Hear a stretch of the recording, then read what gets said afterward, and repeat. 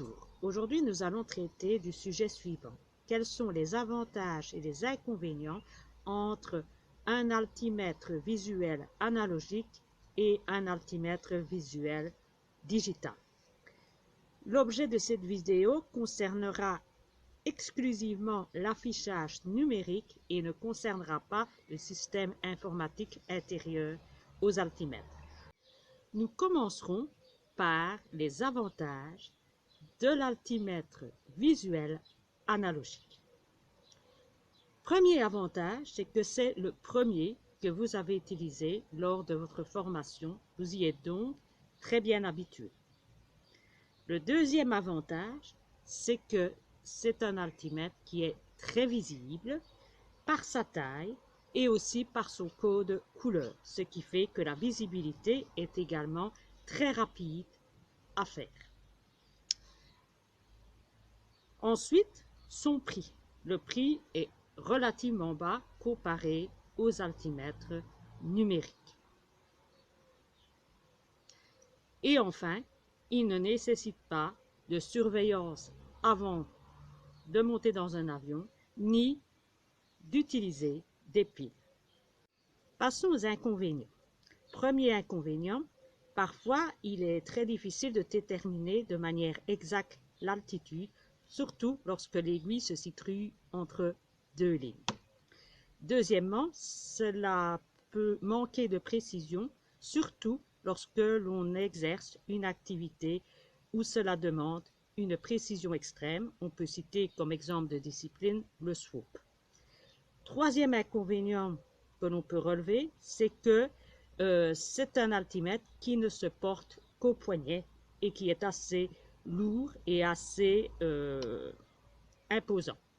Et enfin, c'est un altimètre que l'on a utilisé à ses débuts et ça donne un peu l'impression d'utiliser un altimètre de débutant. Et enfin, dernier point, la transition n'est pas évidente pour passer d'un analogique à un numérique. Bon nombre d'entre nous doivent utiliser les deux altimètres en même temps pour mieux comprendre le maniement et ça demande un certain temps d'adaptation.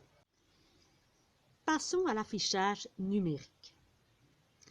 Eh bien, ici, les avantages sont les suivants. Le premier, c'est qu'il est très précis du point de vue de l'affichage. Deuxièmement, il est très bien adapté pour les disciplines qui requièrent une précision exemplaire. Comme je vous ai dit tout à l'heure, le swoop en est le bel exemple. Troisièmement, c'est un altimètre dont il est tout à fait possible de stocker des données. Passons aux inconvénients. Premier inconvénient, c'est que ces altimètres nécessitent l'usage d'une ou de deux piles, suivant la marque.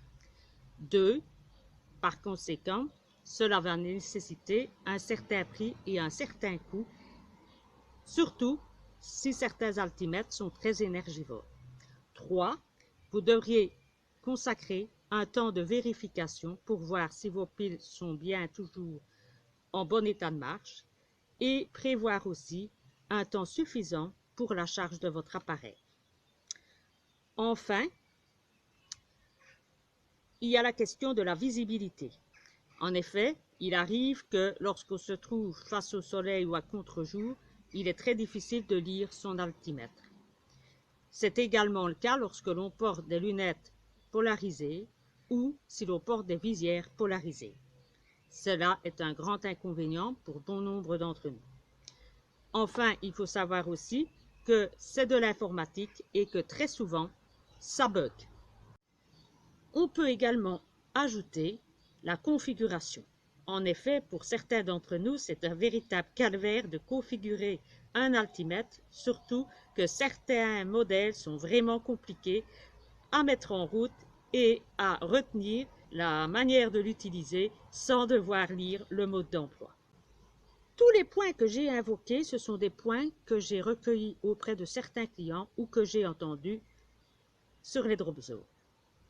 Est-ce de fausses idées reçues ou est-ce au contraire la réalité? Se fait toujours à partir d'altimètres analogiques à aiguille. Est-ce pour autant réservé uniquement à la formation? Non. On peut citer comme exemple des parachutistes sportifs chevronnés qui utilisent toujours ce type d'appareil, et on peut citer à titre d'exemple les altimètres Alti2. Il en est également de même avec l'armée française qui utilise toujours ce type. Enfin, nous terminerons cette section en disant que la formation parachutiste n'est plus réservée exclusivement à de l'appareillage analogique. En effet, Parasport a créé, avec son altimètre Altix, un altimètre réservé, entre autres, à la formation des parachutistes, et cet altimètre dispose d'un système de simulation qui permet de visionner un temps de vol au sol. Par conséquent, en passant directement avec ce type d'appareil, on évite la dure transition entre le passage de l'analogique au numérique.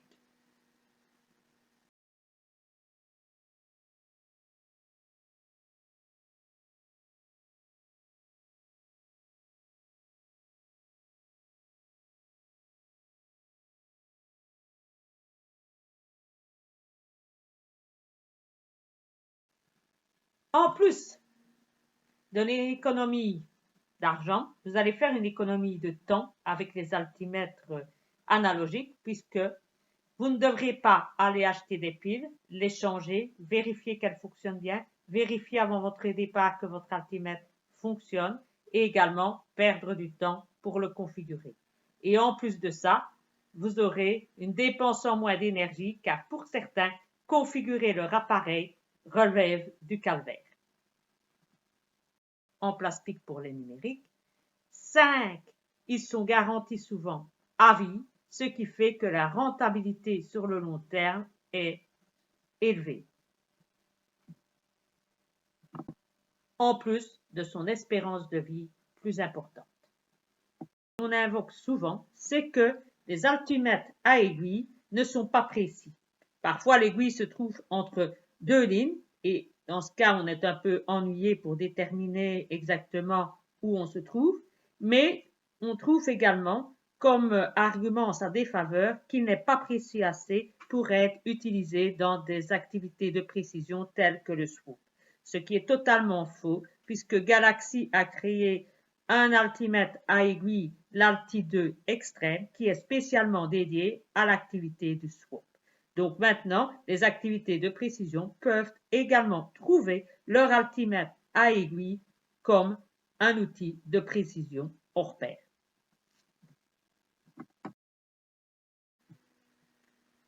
Pour le vol de nuit, il n'y a aucun problème pour les altimètres à aiguille. Ils ont tous été fabriqués pour être utilisés dans ces circonstances extrêmes.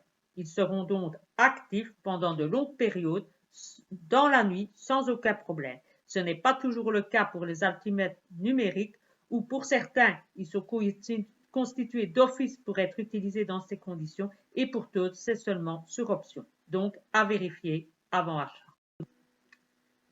Quelle que soit la visibilité, forte ou faible, les altimètres à aiguille ne posent aucun problème. La visibilité sera toujours excellente et rapide. Pour les altimètres numériques, ce n'est vraiment pas le cas. Parfois, il y aura des reflets, parfois tout simplement le cadran sera illisible et nécessitera de bouger pour trouver enfin l'affichage correct à lire. Par conséquent, l'altimètre à aiguille est la référence question luminosité.